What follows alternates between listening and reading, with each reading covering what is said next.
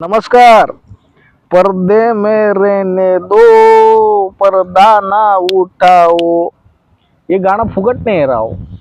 एखाद्या माणसाबरोबर जर षडयंत्र रचलं जात असेल तर ते एका चार दिवारीमध्ये किंवा बंद खोलीमध्ये ते षडयंत्र रचलं जातं। सोपन सरळ उदाहरण देतो। चोर चोरी करतो, तो सांगून करतो का? नाही ना।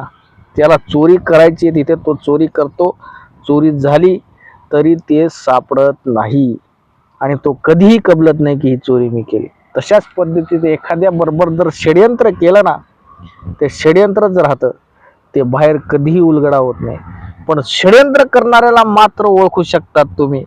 2 मिनिटं डोळे बंद करायचे, डोळे बंद केले की तुमच्या बरोबर जे घडलंय ते पुन्हा रिपीट करायचं।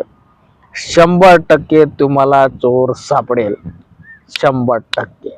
फक्त डोळे बंद करून बघायचे की आपल्या जवळचं कोण आहे, मी कसं आहे आणि आपलं कसं काय चालू होतं, आपण काय काय करत होतो, ते एकदा विचार केला की तुम्हाला चोर सापडेल। एवढंच मला सांगायचं आहे। नमस्कार।